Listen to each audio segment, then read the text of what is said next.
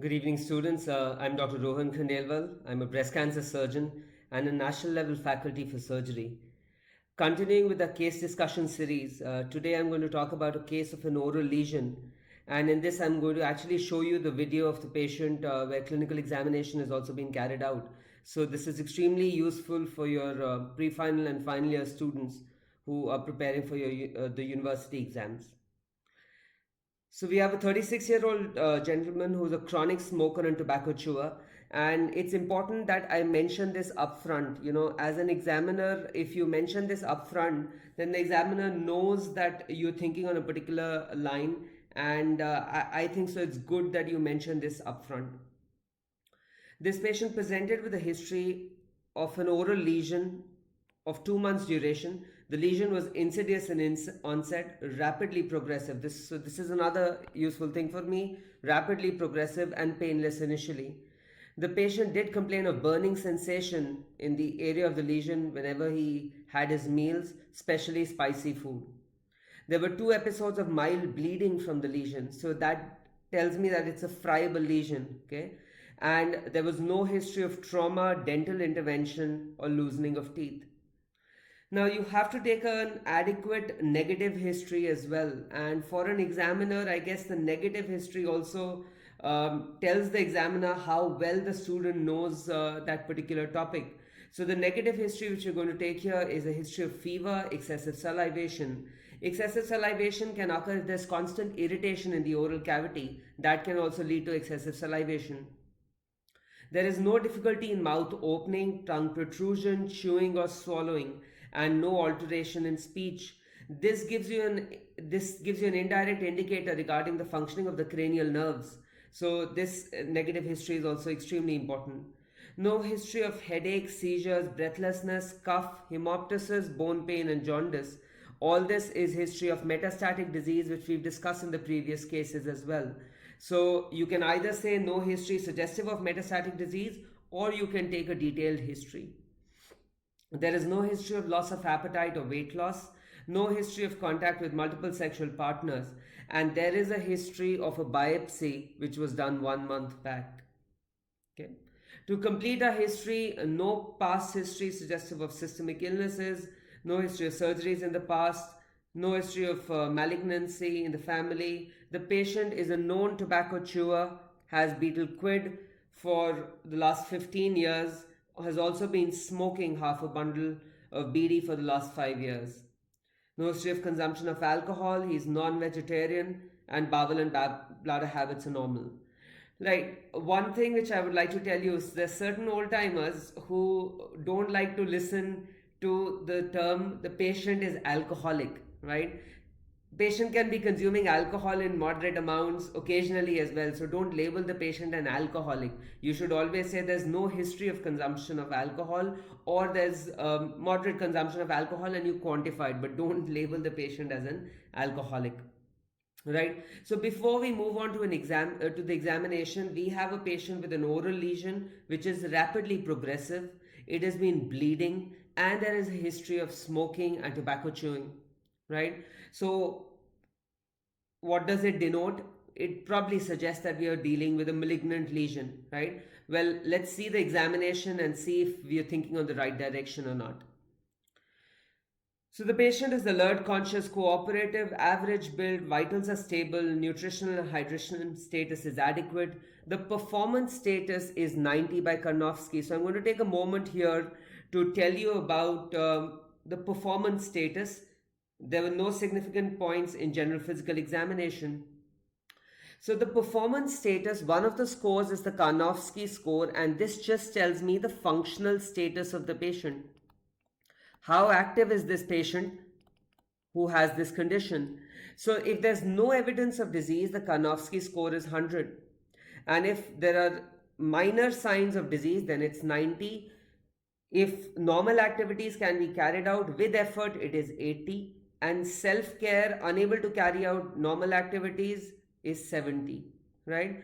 So the Karnofsky score basically tells us how functionally active the patient is, and this has a bearing on the management as well. If the patient is able to take care of himself, is carrying out his daily activities, is fully functional, that means the patient can tolerate a major surgery or treatment. But if the patient is bedridden, then the chances of the patient tolerating any major treatment are bleak, right? So that is why we take the functional status or the performance status. The other score is the ECOG score for functional status. This is the Eastern Cooperative Oncology Group score. That is the other functional or the performance status score. Now moving on to the local examination. So let's just see the video of the patient. So you can see here that the facial symmetry is maintained in this patient and there are no obvious masses.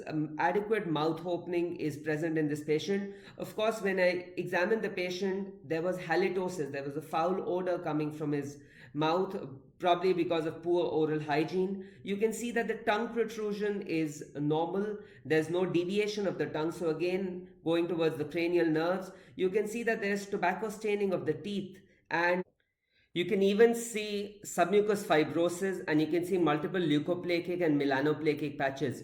Leukoplakic are white patches, melanoplakic are brownish blackish patches which are there. Both are premalignant. You can see that the movement of the uvula is fine. Tongue protrusion, we've already discussed, is fine in this patient. And this is the lesion. You can see it's a 5 into 4 centimeter lesion which is in the left buccal mucosa, and it is just stopping short of the retromolar trigone. You know, the retromolar trigone is the triangular area which is there behind the third molar. Now, you can see the lesion here. You can see it's an ulceroproliferative lesion and it is just stopping short of the retromolar trigone. So, starting from the second molar, just stopping short of the retromolar trigone, there are areas of necrosis present. No active bleeding is there. Well-defined margins and everted edges. So you know that raised everted edges is suggestive of a squamous cell carcinoma. Of course, that we will have to see if it gets confirmed on biopsy or not. Now, opening of the salivary glands is normal. Examination of the 9th, 10th, 11th cranial nerves, you have to mention this. This is normal. I've shown you some of the signs like tongue protrusion. There was no deviation. Mouth opening. There was no deviation of the angle of the mouth. So all these things tell us that the cranial nerve examination is normal. There is a single mobile non-tender lymph node in level 1B. This is level 1B. You know, submental is 1A, submandibular is 1B. So in the submandibular triangle, you have one lymph node, which is 1.5 into 1 centimeter. The other examinations, the ENT examination, cervical spine, TM joint examination, and systemic examination are normal.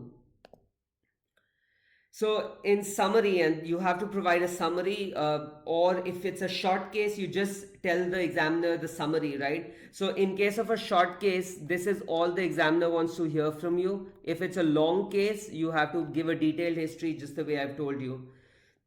So if it's a short case, the summary is a 36-year-old gentleman who's a chronic smoker and tobacco chewer. He has a rapidly progressive ulceroproliferative lesion in the left buccal mucosa with a single mobile lymph node on the same side with no clinical involvement of cranial nerves or contiguous structures. So just in these 4 or 5 lines, I've summarized the entire case, which is what you need to do if it's a short case. And my impression is that it's most probably a malignancy involving the left buccal mucosa, and the clinical stage would be CT3N1M0. You know, C stands for, when we are denoting the TNM based on clinical examination. As we've discussed in previous cases, how do we proceed? We have to do investigations to confirm the diagnosis, to stage the disease, and to treat the patient, right? So to confirm the diagnosis, we are going to carry out a biopsy. And which biopsy are you going to do here? Will you remove the entire lesion, or will you just take a portion of the lesion to confirm the diagnosis? Well, here we just take a chunk of the lesion, so we'll carry out an edge or a wedge biopsy. We do an edge or a wedge biopsy. You know, we'll take it from the edge and we never take it from the center because the center can be necrotic. So we do an edge or a wedge biopsy to confirm the diagnosis in this patient. For staging, we do a contrast enhanced CT scan of PNS, that is paranasal sinuses, neck and thorax, and that is good enough for oral malignancies. And we have to do the routine investigations to prepare the patient for surgery. If we talk about the staging of TNM of oral cancers, the TNM staging, it is very important. I'll tell you the 7th edition staging and the additional points in the 8th edition TNM classification. So the 7th one, T0, is when there's no primary. T1 is when the lesion is less than equal to 2 centimeters. T2 is 2 to 4. T3 is more than 4 centimeters. T4A and B is, T4A is when it is involving adjacent structures, but those structures can be resected, right? So supposing you have a buccal mucosal malignancy which has started involving the mandible, right, or the tongue, adjacent structures, but you can resect them. But if adjacent structures are involved which cannot be resected, then it becomes T4B, like the pterygoid muscles, because they're going up till the base of the skull. So that becomes, you can't resect that. So that is T4B. So the nodal staging for oral cancers, N0 is when no lymph nodes are involved. N1 is when you have a single ipsilateral lymph node which is less than equal to 3 centimeters, which was the case in our patient as well. N2A is when you have a single ipsilateral lymph node 3 to 6 centimeters in the same side. N2B is multiple ipsilateral lymph nodes less than equal to 6 centimeters. And N2C is bilateral or contralateral lymph nodes less than equal to 6 centimeters in size. The change has been in N3. Now N3 is now been divided into N3A and B. N3A is any lymph node mass more than 6 centimeters in size, and N3B is a lesion more than 6 centimeters in size, and N3B is any lymph node with extranodal extension irrespective of the side. Extranodal extension means either there is matting present or the skin is involved. So any size that would classify as an N3B lesion. So this is the TNM classification for oral cancers. I've also told you the 8th edition updates. Now, once we've done the biopsy and the pathologist has told us that it's a squamous cell carcinoma, we have to manage the patient, and in this patient, we'll first carry out surgery. Now, the thing which we need to address in surgery is the primary tumor and the lymph nodes which are there. So, we are going to carry out a wide local excision, and the margin now is 0.5 centimeters. Okay, earlier it was 2 centimeters. Now, even a 0.5 centimeter margin is enough. Once we've done the wide local excision and the modified radical neck dissection, the modified radical neck dissection will be done only on one side because the lymph nodes are only there on the one side, they're not there on both the sides. Then once we've done that, we have to do a reconstruction, and you know I've told you that the most commonly used flap for reconstruction of head and neck defects is a pectoralis major myocutaneous flap, or the PMMC flap. Right? So that is what we can use to do the reconstruction. And if the lymph node turns out to be positive on histopathology, the patient is also going to get chemoradiation. These are just some operative pictures of the same patient. You can see that the lesion has been adequately removed. The buccal mucosa has been removed. For neck dissection, you know the modified Schobinger's incision is used. This has also been asked in the entrance exams. And just a few points regarding neck dissection. You know that radical neck dissection, RND, was described by Kreil. Kreil was the surgeon, and in this we removed level 1 to level 5 lymph nodes. Right, level 1 to level 5 lymph nodes plus 3 extra lymphatic structures. Which are these 3 extra lymphatic structures? The sternocleidomastoid, internal jugular vein, and spinal accessory nerve. In addition to this, the submandibular gland and the tail of the parotid are also removed. This was a question which was asked in the AIIMS exam as well.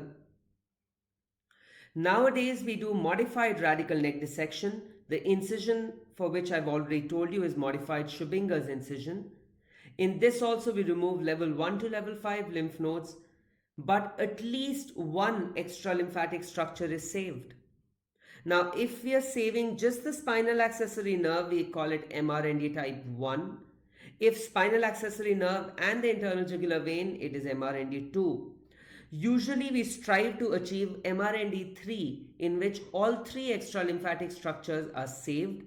And because the function is preserved, this is also known as a functional neck dissection. Selective neck dissections can be a central neck dissection or CND, in which we remove the central compartment lymph nodes or level 6 lymph nodes. This is mainly done for thyroid malignancies. And SOHND is supraomohyoid lymph node dissection, in which level 1, 2, 3 nodes are removed. So in this case of oral malignancy, I've told you the workup of an oral lesion. If it's asked as a detailed case, I've told you the detailed pointers in history. I've shown you the clinical examination which should be carried out and what are the additional things which you need to tell the examiner in terms of cranial nerve examination. The various things which are depicted in that I've also shown you in that video. We've discussed the workup and the management as well.